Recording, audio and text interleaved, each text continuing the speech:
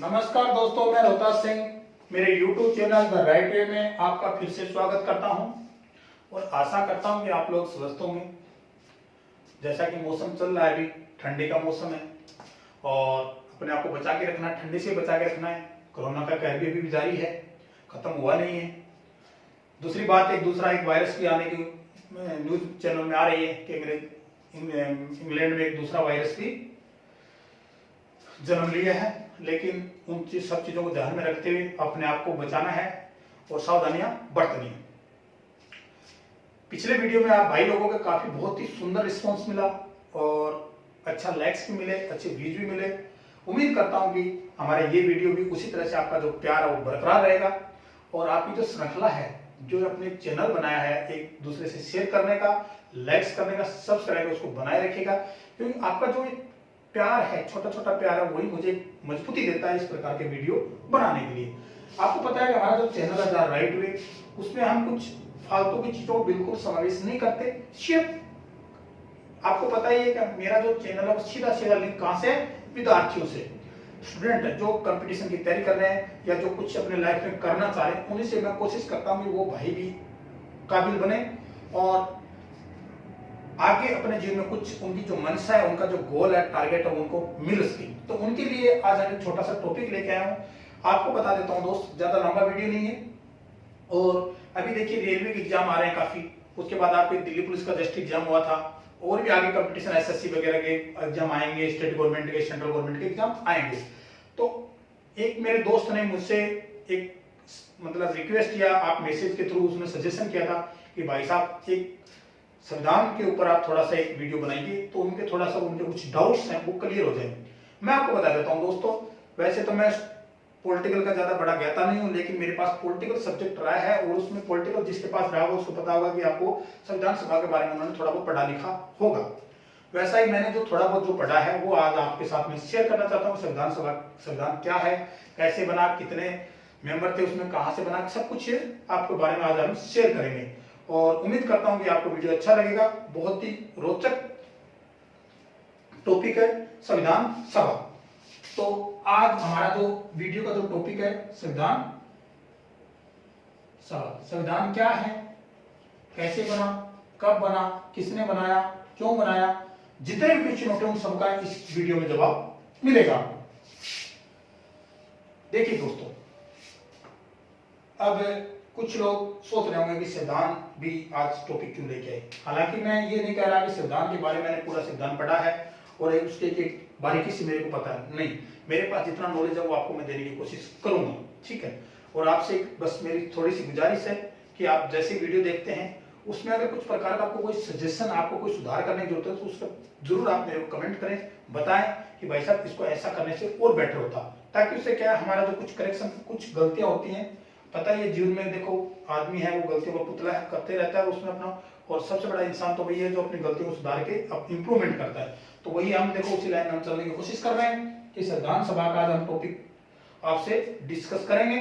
आपसे कुछ हो सकता है कुछ भाइयों को इसके बारे में पहले से नॉलेज होगा, मेरे से बेटर उनको जानकारी होगी, और तो हो सकता है कि कुछ इसमें से कुछ ऐसी जानकारी जो उनके पास नहीं होगी तो वो सीखने की कोशिश करें, और हो सकता है उनके पास अगर अच्छा नॉलेज है तो वो मेरे को कमेंट्स में बता सकते हैं, भाई साहब इसमें कुछ कमियां रह गई थी वो आप इसमें ऐड कर सकते हैं। जरूर मैं आपकी बातों पे गौर करूंगा और उसको अपने जीवन में उतारने की कोशिश करूंगा।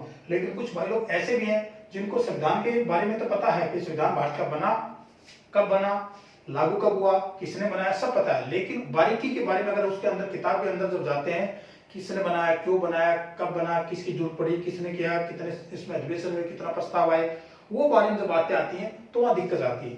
आपको पता होगा संविधान सभा से रिलेटेड बहुत सारे क्वेश्चन आते हैं, छोटे छोटे एग्जाम में छोटे छोटे क्वेश्चन आते हैं, लेकिन वो गलत हो जाते हैं, जानबूझ गलत हो जाते हैं कि हमको पता होते हुए, क्योंकि उसके बारे में हमको कंफर्म जानकारी नहीं होती है।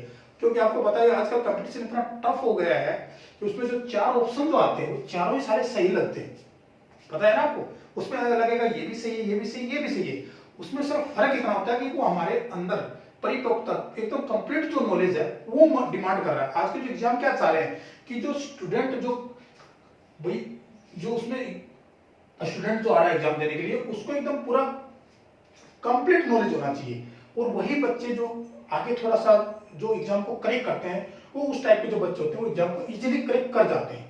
ठीक है, तो आज हम कोशिश करेंगे कि जो हमारे जो एक दो क्वेश्चन जो गलत होते हैं संविधान से रिलेटेड, वो कम से कम हमको फायदा मिले। आपको पता होगा 0.5 0.1 से कुछ बच्चे एग्जाम करेक्ट करने से वंचित रह जाते हैं, और कई बार तो ऐसा होता है कि हम उस ईयर में उस लेवल तक पहुंच पाते हैं, दूसरे ईयर तक जा भी नहीं पाते हैं। तो ऐसा कोशिश करेंगे हम लोग कि छोटी छोटी चीजें उनको हम आज क्लियर करेंगे। और मैं ये नहीं कह रहा हूं कि आपको संविधान के बारे में कि पूरा बुक आपके सामने मैं खोल के रख दूंगा, नहीं, मेरे पास जितना नॉलेज है वो आपको बताऊंगा।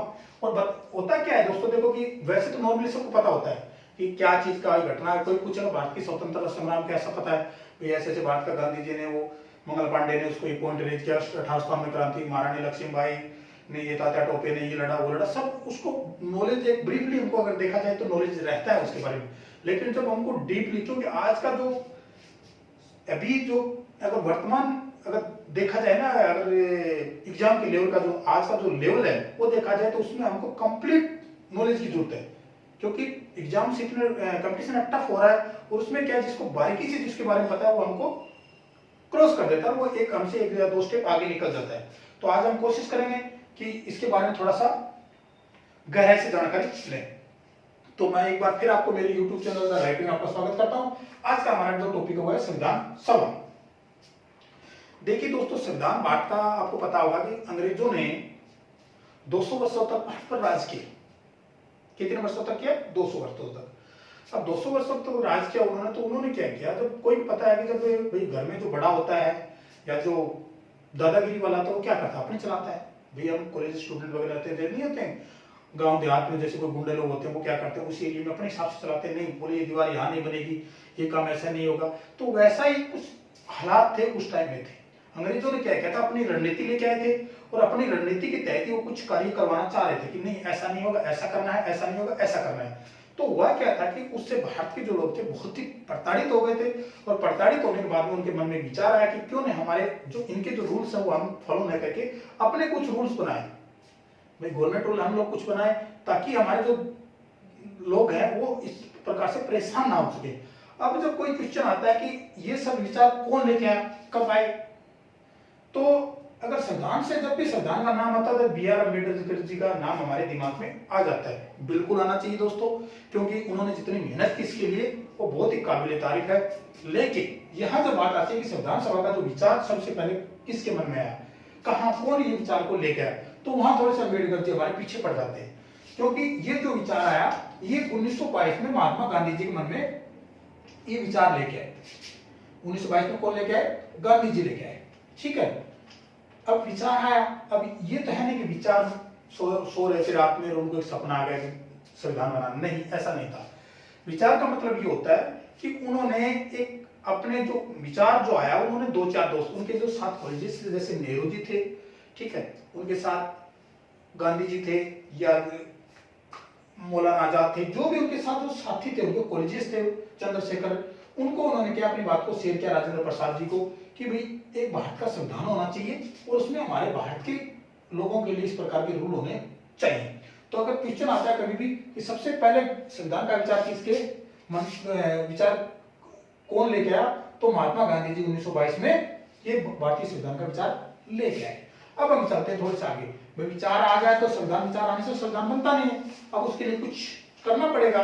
तो ये करने के लिए इन्होंने क्या किया, विचार लेके आ गए, इन्होंने डिस्कस किया, अंग्रेजों को बताया, तो अंग्रेजों के दिमाग में ये बात खटकने लगी कि हाँ यार, ये लोग भी समझने लग गए कि ऐसे प्रताड़ित नहीं सहन करेंगे। तो उन्होंने क्या किया कि इनको क्यों ना बेवकूफ बना देते। तो उन्होंने बेवकूफ बनाने के लिए क्या किया, 1940 में एक अगस्त प्रस्ताव लेके, 1940 में क्या लेके, अगस्त प्रस्ताव लेके, मतलब जो इनके जो बात, इनकी बातों जो मुझे खटकने लगे कि हाँ इनको नॉलेज होने लगा है, तो क्यों ना इनको हम थोड़ा बरगला देते हैं। तो ये क्या किया गया, 1940 में प्रस्ताव लेके आए जिसको नाम हम बोलते हैं अगस्ता प्रस्ताव। वो अगस्ता प्रस्ताव क्या था, अगस्त में लेके आए थे, इसलिए उसको अगस्ता प्रस्ताव बोलते हैं। इस प्रस्ताव में सबसे बड़ी बातें क्या थी कि संविधान बनाने के लिए एक ड्राफ्ट बना के लाए, कि मतलब उन्होंने एक दिमाग लेके आए कि आपको एक संविधान बना के देंगे, हम आपको उसके कानून बना के देंगे जो आपको लिए आपको उचित होंगे।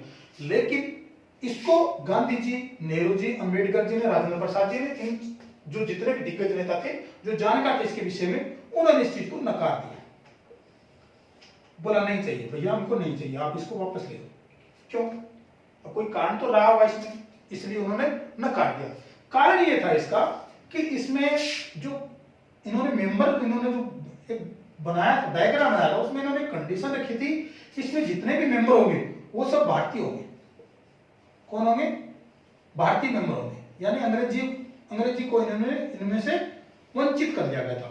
अब बात आती है, अब क्वेश्चन उठता है कि जब अंग्रेज भारतीय इसमें थे तो इन्होंने मना क्यों किया? अब देखिए दोस्तों, हमारे देश में आज भी कुछ लोग हैं जो सरकार के खिलाफ चलते हैं या हमारे देश के खिलाफ कुछ करते हैं, ऐसी एक्टिविटीज करते हैं, आतंकवादी एक्टिविटी या कुछ, हमारे देश के लोग इसमें इन्वॉल्व हो जाते हैं, जिससे देश को नुकसान पहुंचता है, देश के नागरिकों को नुकसान पहुंचता है। वो इस चीज की परवाह नहीं करते हैं, वो कुछ पैसे या कैसे भी धन लालच के प्रलोभन में आकर के कुछ भी गलत काम करने के लिए तैयार हो जाते हैं। उस टाइम में भी कुछ ऐसे लोग थे जो अंग्रेजों की बातों को मानते थे, वो कुछ भारत पर अत्याचार करने से बिल्कुल झिझकते नहीं थे। उनके मन में कभी भी नहीं आता था कि हम भारतीयों पर अत्याचार कर रहे हैं, हम भारतीय लोग हैं, नहीं। उस टाइम में उस टाइप के लोग थे। तो 1940 में जो लगा, इनके कुछ जो चमचे बेलचे जो हमारी एक लोकल भाषा में जो हम बोलते हैं, तो उन्होंने सोचा कि हम हमारे लोगों को इसमें कमेटी में रख के एक बना देंगे तो ये लोग खुश हो जाएंगे कि हाँ भारतीय लोगों ने उठाया। लेकिन इन्होंने इनकी एक योजना थी कि हम जो ये संविधान बनाएंगे वो अपने हिसाब से बनाएंगे और अपने आगे भी हो सकता है ईस्ट इंडिया कंपनी जिस प्रकार स्थापित की, अगर उनका बात मान लेते तो हो सकता है 47 के बाद जब देश आजाद हुआ है तो वो आज हमको कुछ वो जो रूल है उसके साथ दिक्कत करते बहुत ज्यादा, और दोबारा उनका कुछ उसमें कुछ अड़चन रह जाती। तो इस बात को उन्होंने मानने से मना कर दिया। किसने? गांधी जी, नेहरू जी ने और अंबेडकर जी ने और बी एन राव, जो जितने मेंबर थे हमारे जो पढ़े लिखे लोग थे, उन्होंने मना कर दिया कि नहीं भैया हमको नहीं चाहिए ऐसा, ये आप अपने वापस ले जाइए, हम जब हमको जरूरत पड़ेगी हम अपना संविधान बना लेंगे। ठीक है। अब बात आती है कि जब ये तो चला ही गया वापस, इन्होंने इसकी बात मानी नहीं, अंग्रेजों की बात को मना कर दिया। अब दोबारा आती है कि फिर दोबारा इसका कब मैटर उठा, तो 1942 में क्या हुआ? देखो, हम कभी भी किसी चीज को मनाते हैं, कोई अगर नाराज हो जाता है, एक बार उसको बोलते हैं भाई साहब मान जाओ, ठीक है, वो नहीं मानता था, हम दूसरे तरीके से कोशिश करते हैं। वही यहाँ हालात ऐसे हो रहे थे कि जब ये नहीं माने थे, इन्होंने क्या किया, एक दूसरे प्रस्ताव भेजा जिसका नाम है क्रिप्स। ठीक है, क्रिप्स प्रस्ताव। ये कब आया? 1942 का है बाद में। ठीक है, इसने क्या किया, जब ये आया, ये क्रिप्स के मतलब अध्यक्षता में यहाँ पर आया था, इन्होंने आके क्या किया, हमारे जो जितने मेंबर थे उन्होंने उनके साथ डिस्कस करके उनको बताया कि भाई लोगों देखो बात ऐसी है कि अभी आपको पता ही होगा कि 1939 से द्वितीय युद्ध स्टार्ट हो गया था, वो द्वितीय विश्व युद्ध चल रहा था। तो इन्होंने योजना करी कि जब जैसे युद्ध खत्म हो जाएगा उसके बाद हम आपको एक संविधान बना के देंगे और आप उस संविधान को लागू कर लेना, क्योंकि इनको इस चीज का आभास हो गया था, जैसे जिस प्रकार की क्रांतिकारी आंदोलन चल रहे थे देश में, तो इनको आभास हो गया इस चीज का कि आज नहीं तो कल भारत देश को आजाद करना ही पड़ेगा। तो जो इनको एक सुगंध आने लगी थी आजादी की, उस सुगंध को इन्होंने भांप करके और इन्होंने सोचा क्यों ना हम इसको एक योजना बना देते हैं और उसी के तहत एक संविधान बना के दे देंगे ताकि लोग लागू कर लेंगे। लेकिन गांधी जी ने सबसे पहले इसमें मना किया। गांधी जी ने कहा कि भाई जब अभी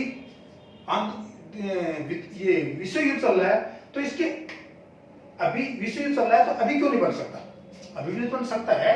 तो उन्होंने बोला नहीं, विश्व युद्ध चल रहा है अभी हम नहीं बना सकते।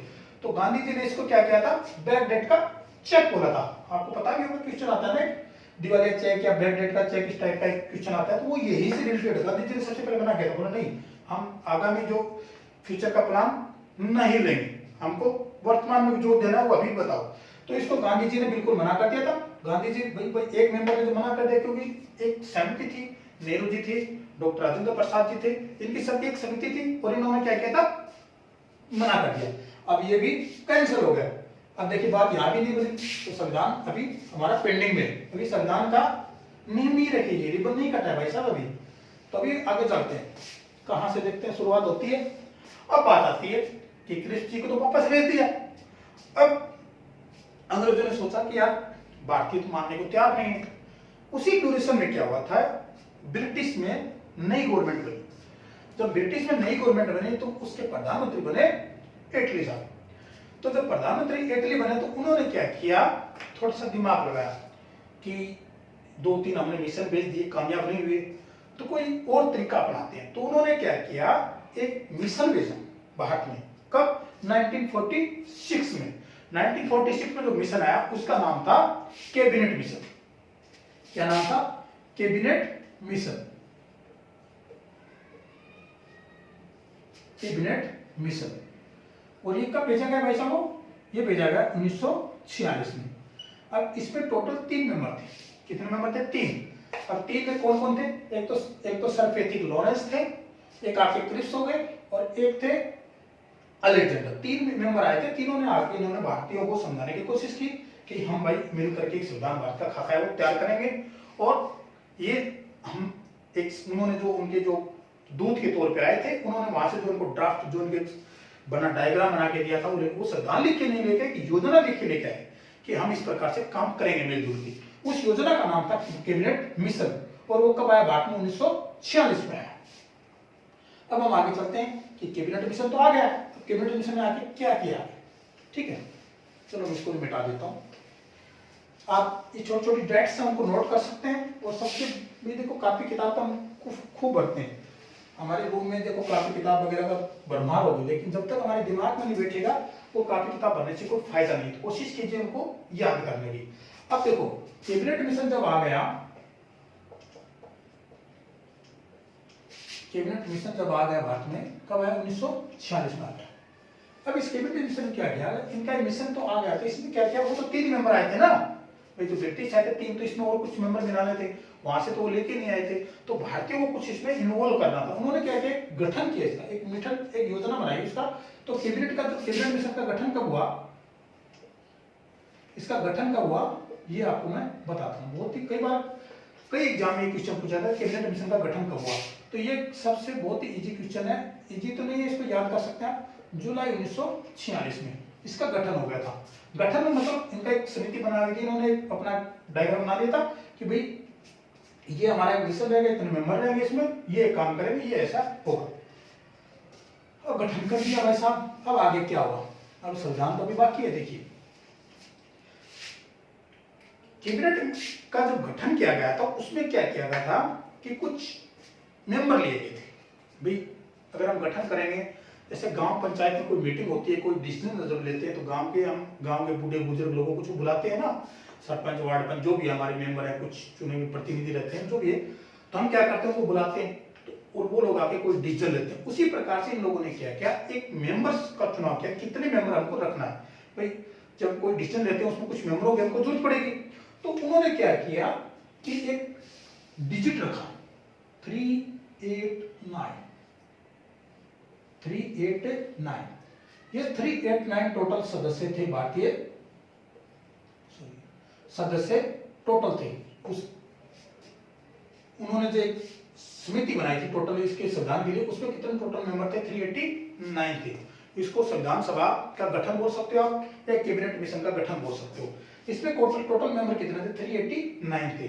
अब क्वेश्चन आता है, कोई क्लास में तो नहीं रहता है, एक दो पीछे बैठता है, वो पूछता है, उसको कोई क्वेश्चन पूछेगा, जैसे कोई क्वेश्चन बताएगा उसमें कि भारत की राजधानी दिल्ली है, वो बोलेगा भाई साहब दिल्ली क्यों है, बेंगलुरु क्यों नहीं बनी, मुंबई क्यों नहीं बनी? बिल्कुल भाई साहब आपको उत्तर दिया जाएगा। भाई उन्होंने कोई बंदा ये क्वेश्चन ये भी तो कर सकता है ना कि 389 ही क्यों आए। अब आपको बताता हूँ 389 के पीछे लॉजिक है।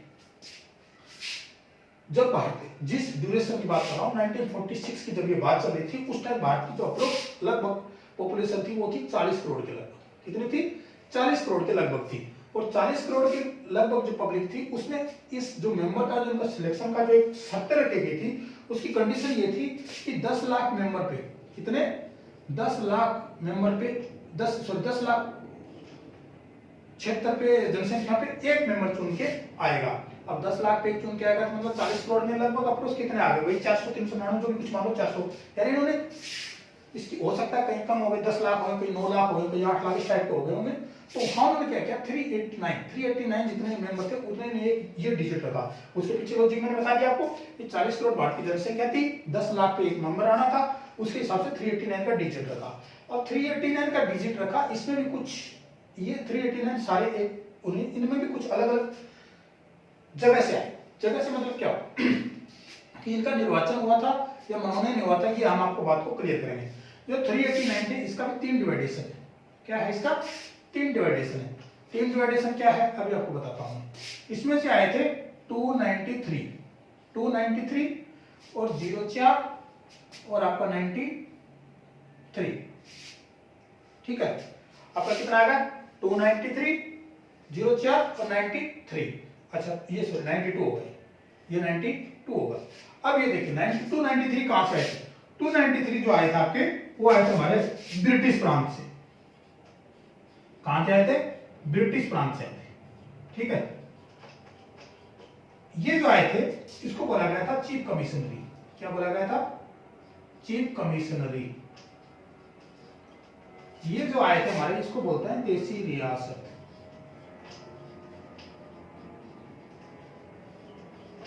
ठीक है, अब दोस्तों देखो जो बात, ये 389 का हमने डिवाइडेशन किया, 293, 04, 92। अब बात आती है 293 ब्रिटिश प्रांत, 04 चीफ कमिश्नरी और 92 देसी रियासत। अब ठीक है, हमने लिख दिया देसी प्रांत लिख दिया, लेकिन चीफ कमिश्नर लिख दिया देसी रियासत। अब कोई भाई साहब का क्वेश्चन उठता है, देखो जब कोई सामने जो टॉपिक आता है उसके कुछ डाउट्स रहते हैं, अच्छी बात है। इस प्रकार के जो डाउट्स होते हैं वो बहुत कुछ अच्छी जानकारी हमको दे की जाती है। ब्रिटिश प्रांत क्या था? ब्रिटिश प्रांत एक वर्ड लिखा ना, तो ये क्या था? अब मैं आपको बता देता हूं कि जब अंग्रेजों ने ईस्ट इंडिया कंपनी के तहत जो भारत में आगे राज किया, तो उनका एक छत्र राज्य था, लेकिन कुछ क्षेत्र थे जो उनके कब्जे में नहीं आए। वहां के कुछ ताकतवर राजा थे, उन्होंने उनके ऊपर हावी नहीं होने दिया। उन्होंने बोला भाई साहब तो अपने साइड में हो जाओ, हम मेरे राज्य में मेरा काम कर रहा हूँ, ठीक कर रहा हूँ, आपको यहाँ मेरे को इस मामले में हस्तक्षेप करने की जरूरत नहीं है। तो जहां पर वो लोग कब्जा नहीं कर पाए थे, तो कुछ क्षेत्र ऐसे थे जो बच गए थे। कुछ क्षेत्र का नाम दिया गया था देसी रियासत। जहां राजाओं का दबदबा था वो देसी रियासत थी, और जो बाकी जो एरिया बच गया था उसमें उन्होंने ब्रिटिश अपने गवर्नर वगैरह जो भी उन्होंने वायसराय जो नियुक्त किए थे वो ब्रिटिश प्रांत थे। तो ब्रिटिश प्रांत से जो 293 आए, और इसके बाद आता है चीफ कमिश्नरी। चीफ कमिश्नरी क्या था? जैसे देखो भारत से आजाद हुआ तो भारत में क्या हुआ? राज्य बनाए गए, राज्य के साथ साथ एक केंद्र शासित प्रदेश बनाए गए थे। तो जो ब्रिटिश प्रांत उस टाइम थे, उस टाइम एक चीफ कमिश्नरी था देसी, उसको आप ये समझ लीजिए कि उस टाइम के वो केंद्र शासित प्रदेश ही थे, और वो 4 थे। कितने थे? 4। अब क्वेश्चन आ रहा है 4 कौन कौन से थे? भाई इतने ब्रिटिश प्रांत तो नहीं याद रहे, लेकिन 4 तो याद रह ही जाएंगे ना। तो 4 कौन कौन से थे वो आपको बता दो। चीफ कमिश्नरी 4 क्या क्या थे? एक था आपका दिल्ली, जो अभी वर्तमान में जो दिल्ली है वो यही दिल्ली। ठीक है, एक था आपका अजमेर मेरवाड़ा। क्या था? अजमेर मेरवाड़ा, जो कि राजस्थान में है। अभी वर्तमान में अजमेर है, उस टाइम अजमेर मेरवाड़ा हुआ करता था। तीसरा जो था वो था कुर्ग। कुर्ग ये आपके कर्नाटक में है। कहां है ये? आपके कर्नाटक में है वर्तमान में। और चौथा था बलूचिस्तान। चौथा क्या था? बलूचिस्तान। ये पूर्वी पाकिस्तान में था, जो कि वर्तमान में बांग्लादेश बन गया। ठीक है, तो ये 4 चीफ कमिश्नर थी। इस टाइप का क्वेश्चन आ जाता है कई बार की, जैसे ऊंची लेवल हो सकता है, छोटे लेवल पे आपको स्टेट लेवल गवर्नमेंट वगैरह में, स्टेट गवर्नमेंट के एग्जाम में तो नहीं आप उम्मीद कर सकते, लेकिन हो सकता आ भी जाए। लेकिन बड़े जो एसएससी सीजीएल वगैरह जो एग्जाम होते हैं उसमें हो सकता है क्वेश्चन पूछ भी ले कि इनमें से चीफ कमिश्नरी है। हो सकता है उसमें जैसे कुर्ग का नाम आ जाए, बलूचिस्तान का आ जाए। तो ये अगर पढ़ा होगा तो हमारे दिमाग में होगा, तो हम इसको लिख सकते हैं। तो ये जो 4 ये चार चीफ कमिश्नरी थे। देसी रियासती जो राजाओं का दबदबा था वहां पर वो देसी। अब देखिए ये जो आए थे 389 आए कैसे थे? भाई इनको ये डायरेक्ट गांव से भेज दिया कि जाओ संविधान सभा बन रहा है और आप चले जाओ, ऐसा नहीं था। इनमें क्या हुआ था? 293 प्लस ये जो 297 मेंबर थे, इनका निर्वाचन हुआ था। आपको पता है कि ब्रिटिश गवर्नमेंट, ब्रिटिश तो पहले से संपन्न राज्य था, और उनका एक सिस्टम था, उनका चुनाव करना, कैसे करना, ये करना, सब उनके एक सिस्टम था उनका। तो उन्होंने अपने सिस्टम के तहत इनका क्या था? निर्वाचन किया था।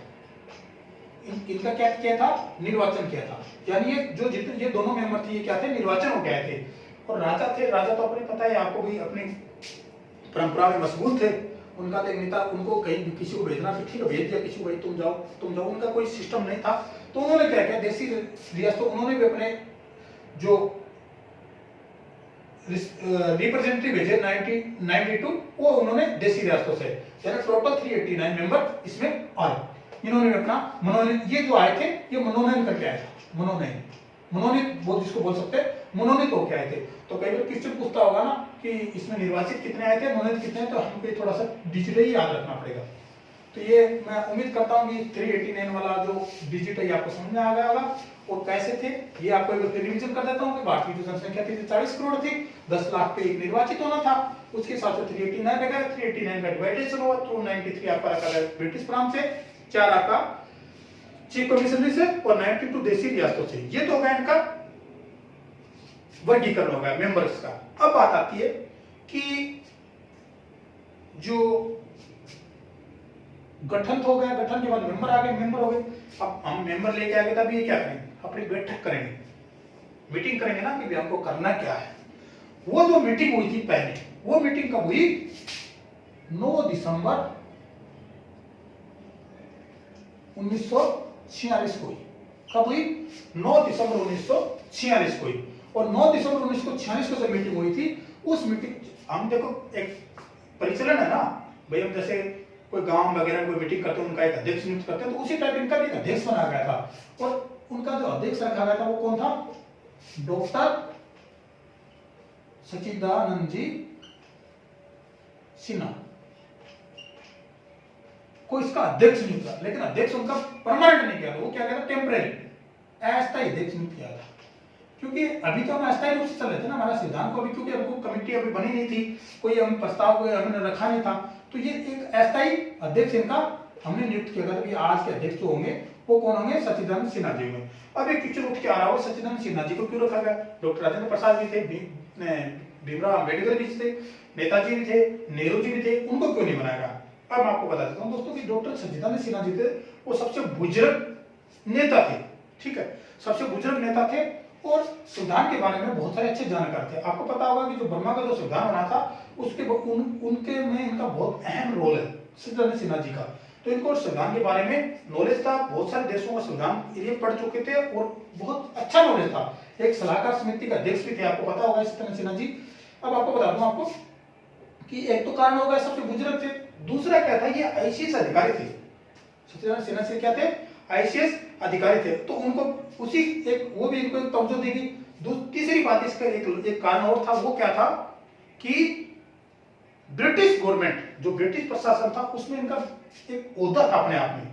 जैसे कई गांव देहात में नहीं होता है, जैसे कोई एसडीएम कलेक्टर वगैरह कुछ आदमी भाई अपने आप को एक अपना मानते हैं कि हाँ ये मैं इसको जानता पहचान, अच्छी पहचान होती है, उनका एक लाइजन होता है। तो इनका गवर्नमेंट के जो ब्रिटिश गवर्नमेंट थी उसके साथ एक अच्छा लाइजन था, ताकि उनका क्या जैसे कन्वर्सेशन वगैरह हो तो अच्छा उनकी बात को वो अच्छी तरह से रख सके, उनकी अपना पक्ष भारतीयों के सामने अच्छे रखते, इसलिए इसको नियुक्त किया गया था।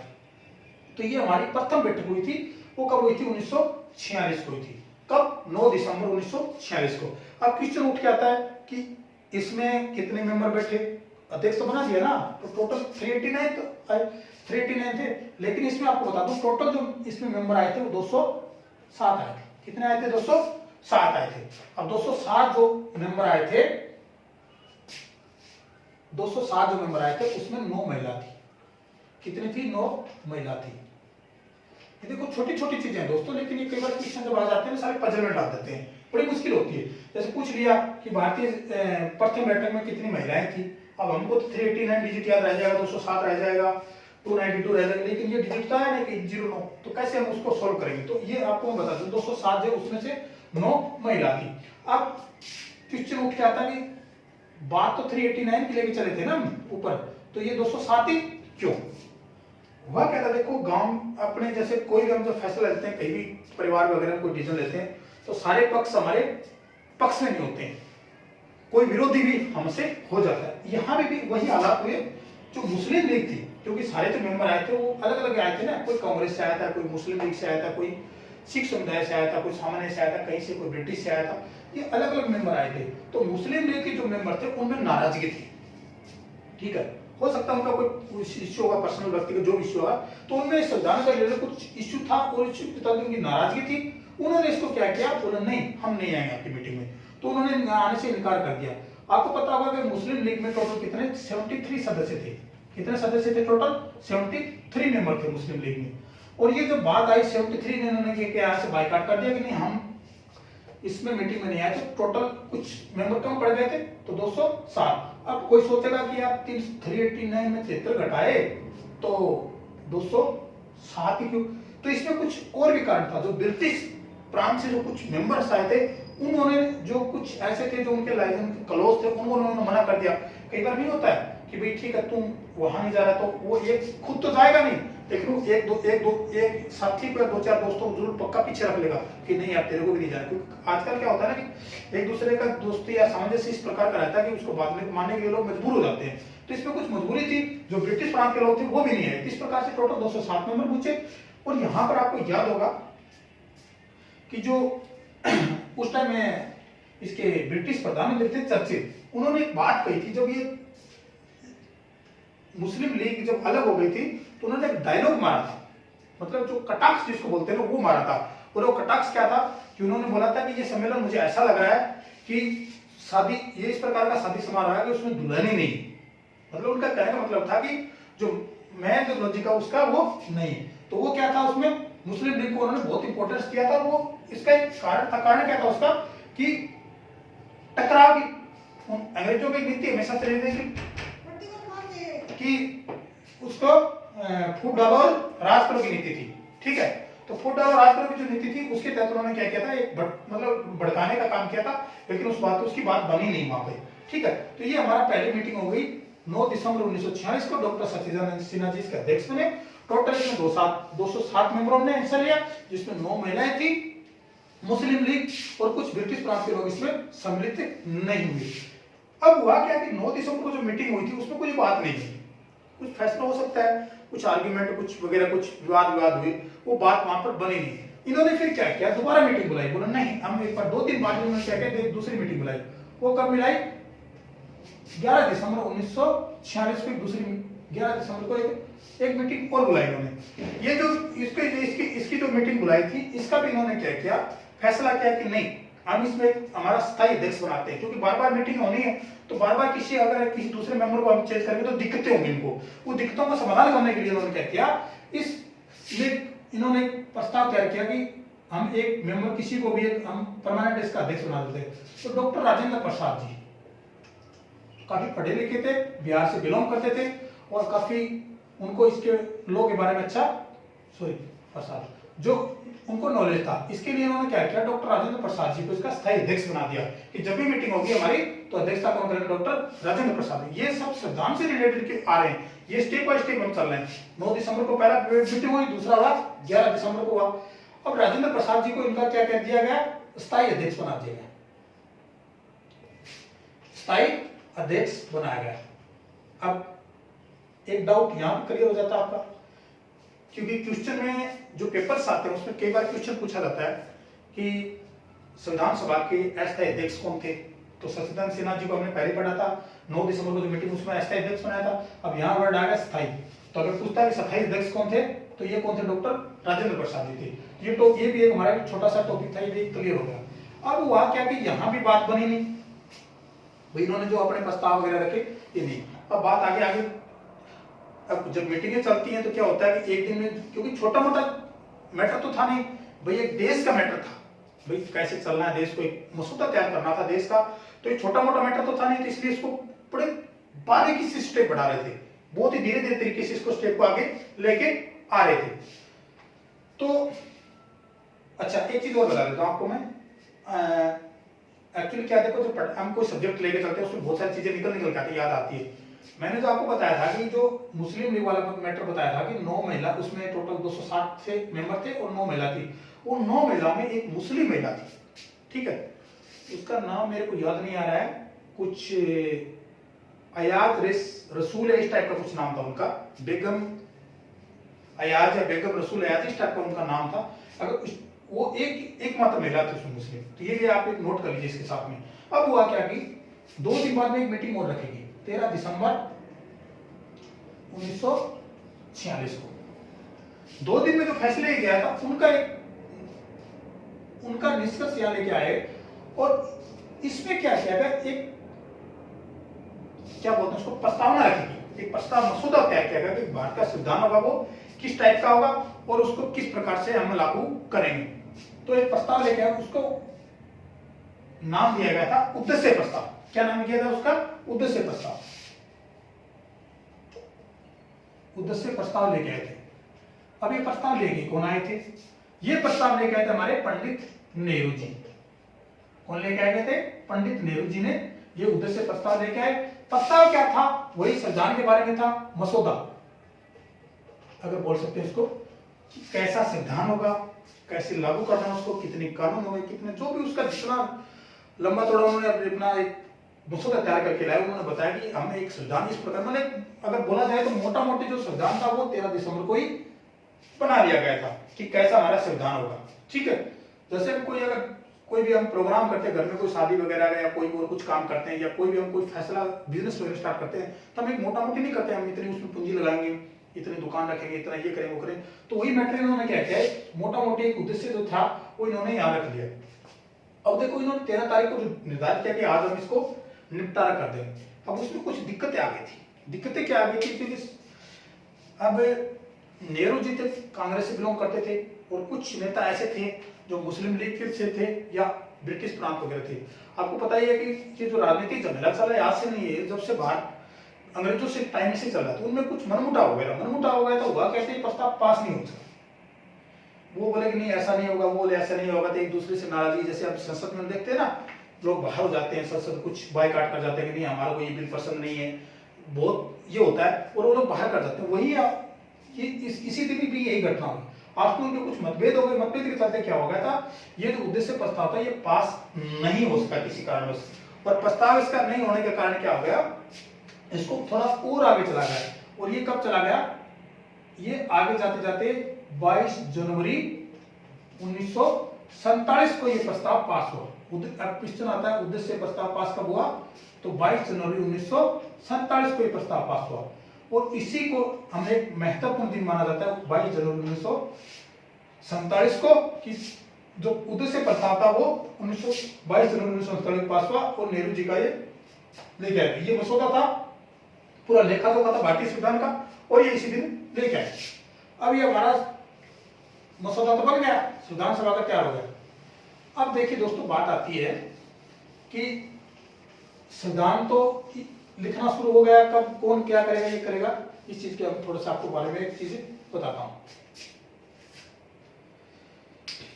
बी एन राव का नाम आपने सुना होगा, ठीक है।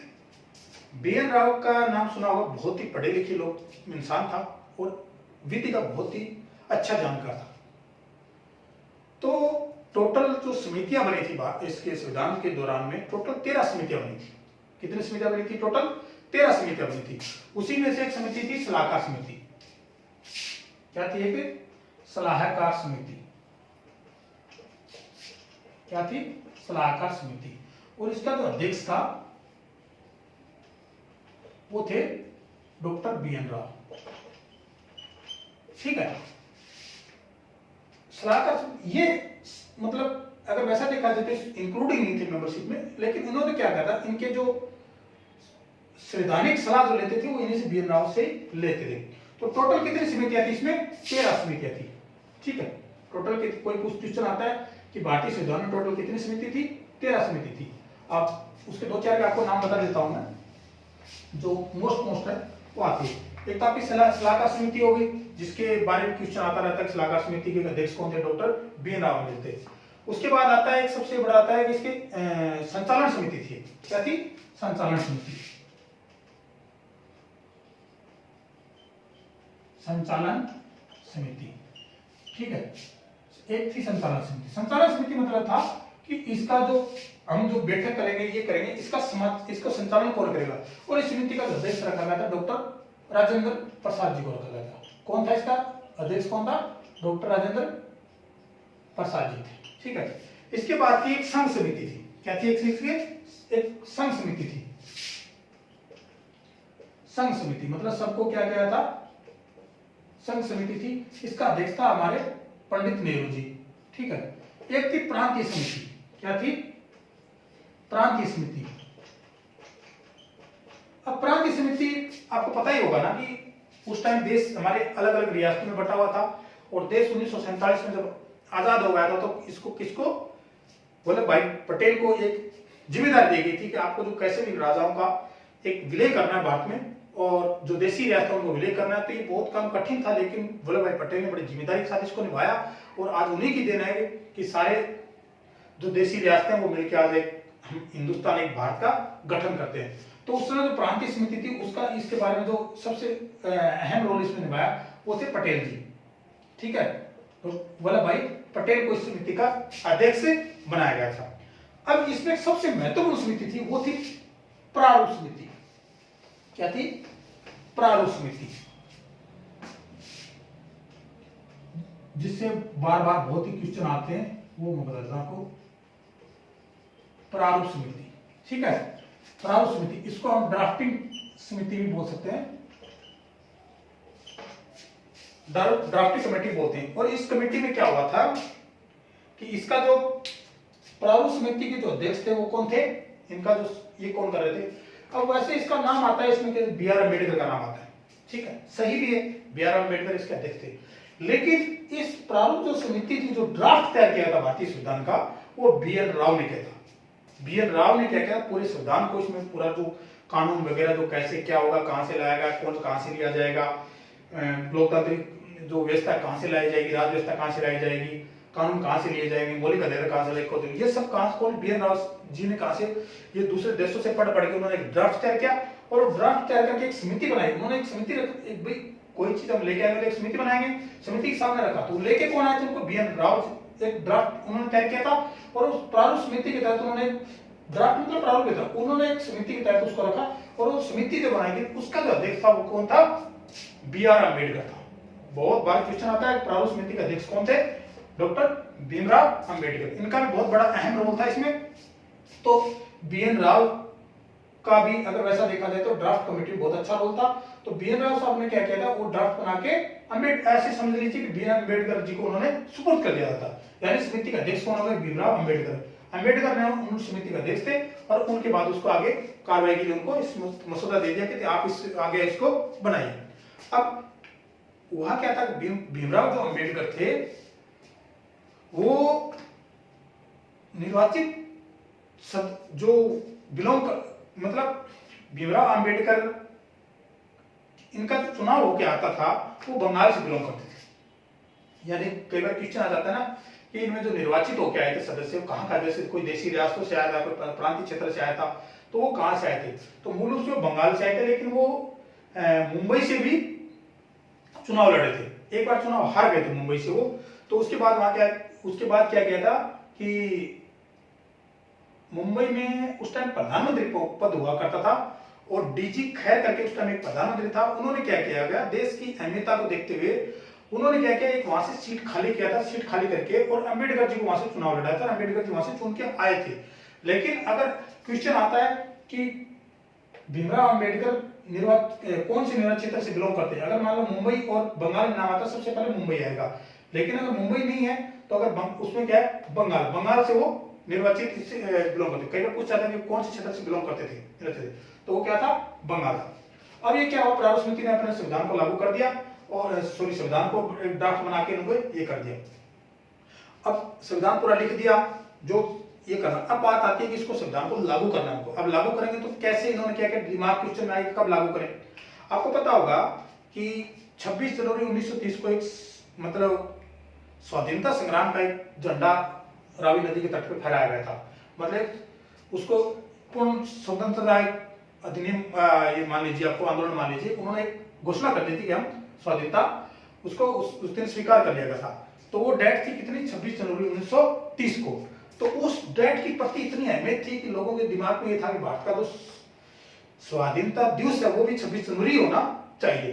तो नेहरू जी के दिमाग में वो था, गांधी जी के दिमाग में वही था कि 26 जनवरी बहुत इंपॉर्टेंट डेट है।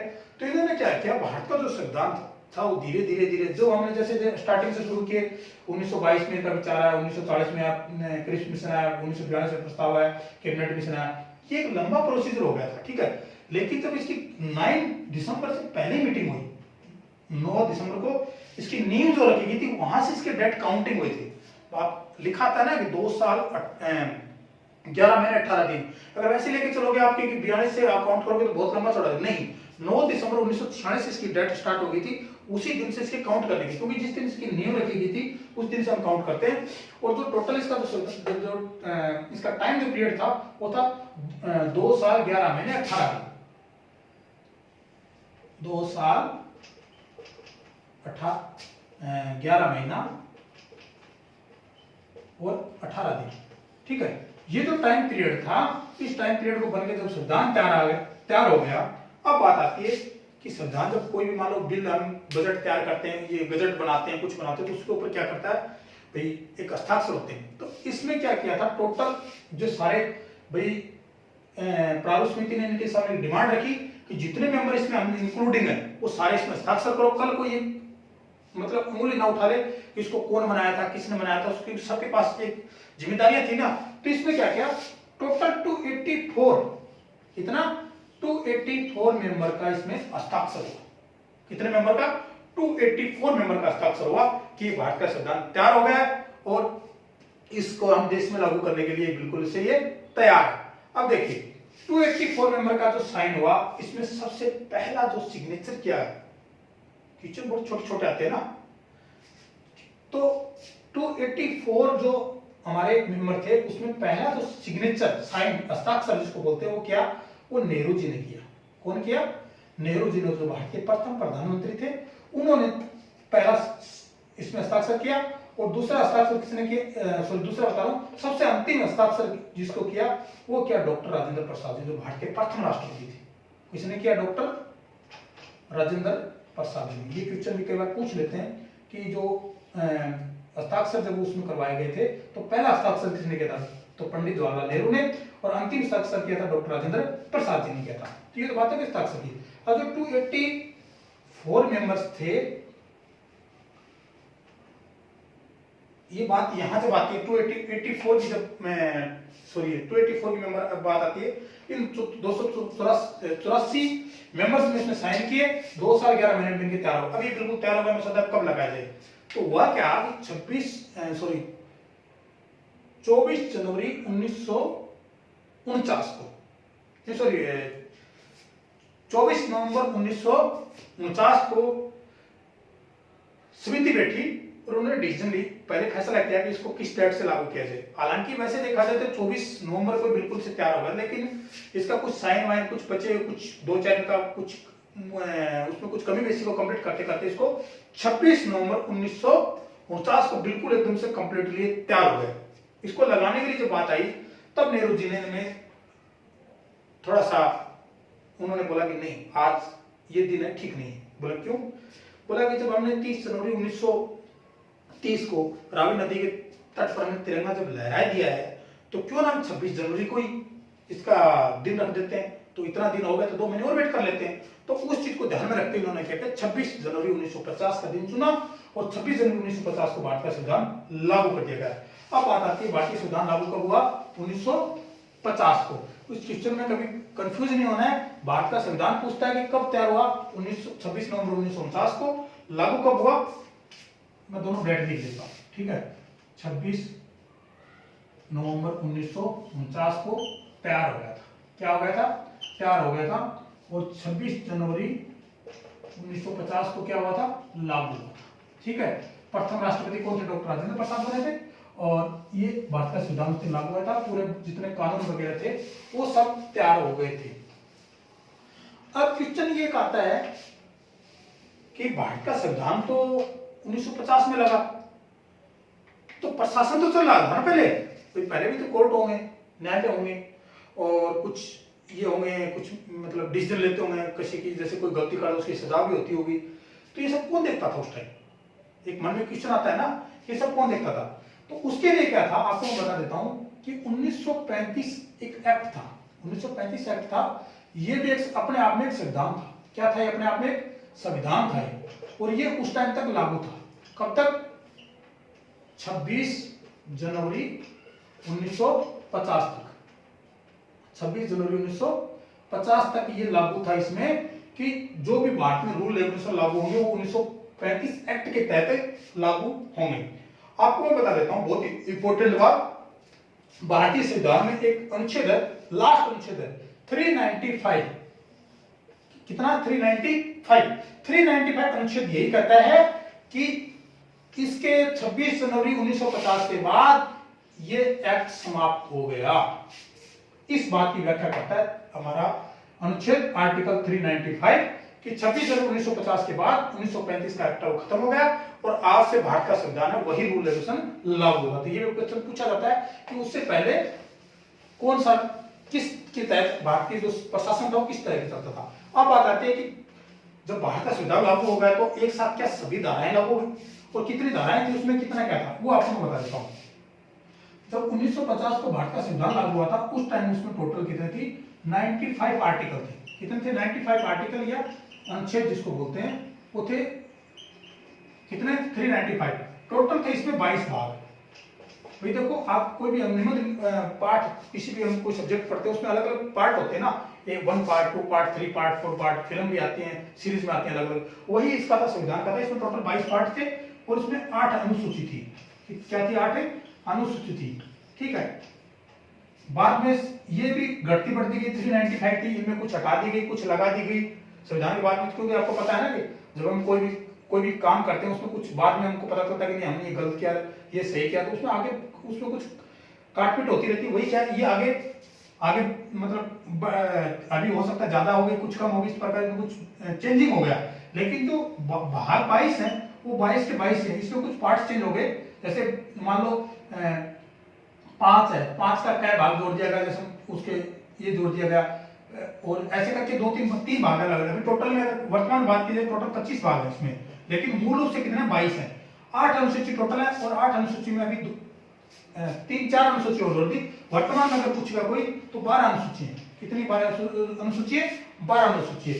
तो वर्तमान भारत में के अगर 1950 में जो लागू हुआ था कितने 395 आर्टिकल थे 22 भाग थे 8 अनुसूची थी। अब मैं आपको बता दिया थोड़ी सी इंपॉर्टेंट, बहुत लंबा वीडियो हो गया है लेकिन जो बात हमारा जो टॉपिक है वो हमें पूरा करने के लिए जो कुछ इंपॉर्टेंट बातों को बता देता हूँ। जब भारत का संविधान उसमें बन के तैयार हो गया तो उस दिन टोटल कितने अनुच्छेद लागू हुए थे मैं आपको बता दूं। टोटल 16 अनुच्छेद लागू हुए थे। कितने अनुच्छेद लागू हुए थे 16 आर्टिकल लागू थे। 16 आर्टिकल में सबसे मेन इंपॉर्टेंट जो अनुच्छेद था वो था 394। 394 अनुच्छेद क्या था 394 अनुच्छेद था कि इसकी 394 अनुच्छेद में बता दूं क्या 394 अनुच्छेद क्या था परिभाषा है। इसमें परिभाषा मतलब क्या क्या कि क्या लगाना है क्या नहीं लगाना क्या नहीं करना है क्या नहीं करना। टोटल जो देश मतलब उसके कुछ पॉइंट्स उनकी परिभाषा बताया गया कैसे करना है क्या काम करना वो सब बताया गया। एक 380 ठीक है अंतिम गवर्नर जो भारत में राष्ट्रपति के बारे में रिलेटेड था। इस टाइप के कई टोटल ऐसे 394 हो गया 394 हो गया 380 हो गया और 389 इस टाइप के टोटल 16 अनुच्छेद इस दिन लागू हो गए थे। उसके बाद बाकी जब जरूरतें थी उसके हिसाब से लागू होते गए, लेकिन उस दिन सिर्फ 16 अनुच्छेद ही एक्टिव हुए थे। ठीक है, और भारत का प्रथम राष्ट्रपति बना था कौन डॉक्टर राजेंद्र प्रसाद। तो आज का जो हमारा टॉपिक था मैं उम्मीद करता हूं कि संविधान सभा का जो गठन संविधान सभा कैसे बना कितनी समितियां रही इसमें और क्या क्या रहे और इसमें टोटल अधिवेशन हुए थे वो 12 अधिवेशन हुए थे। कितने अधिवेशन हुए थे 12। भारत का जो अधिवेशन कितने हुए थे टोटल इसमें 12 अधिवेशन हुए थे। अधिवेशन मतलब होता है मीटिंग। टोटल कितनी मीटिंग होती है 12। लेकिन कई बार कंफ्यूजन है मैं आपको बता देता हूं कई जगह 11 भी लिखा हुआ है। ठीक है ना, कंफ्यूज मत होइए।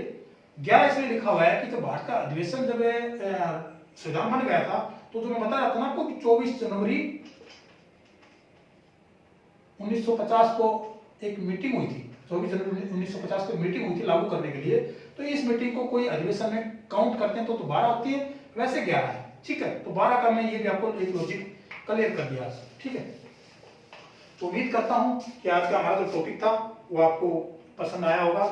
और दोस्तों देखो एक दूसरे से आपका जो नॉलेज है शेयर करने से बढ़ता है कम नहीं होता है। आपको पता है एक विद्या एक ऐसा धन है कि हमेशा ग्रोथ करता है, बिल्कुल डाउन नहीं जाता। ग्रोथ कब करता है जब हम एक दूसरे से शेयर करते हैं। आपका नॉलेज हो सकता है आपकी कुछ बातें वो मेरे कुछ काम की हो जाए, मेरी बातें वो आपके कुछ काम की हो जाए।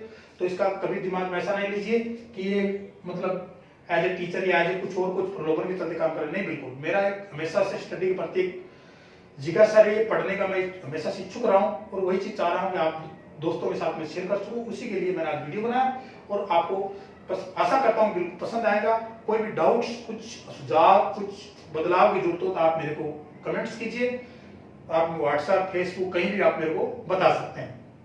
ठीक है, लेकिन आपसे मेरी गुजारिश है हमारा जो चैनल है द राइट वे, बिल्कुल जैसा नाम है चैनल का वैसा ही हम काम करते हैं, बिल्कुल सही रास्ते पे एकदम जैसा हमको अच्छा कुछ आपके फायदे वाली चीज होगी वही आपको मैं वीडियो में अपलोड करूंगा। तो द राइट वे को आप सब्सक्राइब कीजिए, अपने दोस्तों के साथ शेयर कीजिए। और अब स्टार्ट हो गया, जब संविधान सभा का हमने गठन कर दिया, तो हम आगे जो वीडियो आए हमारे, उसमें हम सारे आर्टिकल को क्लियर करूंगा आपको, एक एक आर्टिकल, एक एक भाग को बताऊंगा आपको कि कौन से भाग में कितने आर्टिकल है। एक दिन आप देखिएगा पूरे संविधान को आप एक अंगुलियों भी याद कर लोगे, बिल्कुल आप अंगुलियां बता सकते हो कि ऐसे संविधान बना, इसमें इतने आर्टिकल है, इतने भाग है, ये आर्टिकल ये बताता है, ये आर्टिकल ये बताता है। इंपॉर्टेंट जो हमारे एग्जाम से रिलेटेड जो आर्टिकल वही हम ज्यादा उस पर फोकस करेंगे, नॉर्मल आर्टिकलों को हम छोड़ दें। लेकिन संविधान के बारे में बिल्कुल पूरी पुख्ता जानकारी हम आपसे मिलकर करेंगे। ठीक है दोस्तों, अब हम वीडियो विराम देते हैं और आशा करता हूं आपको ये पसंद आएगा। धन्यवाद, जय हिंद।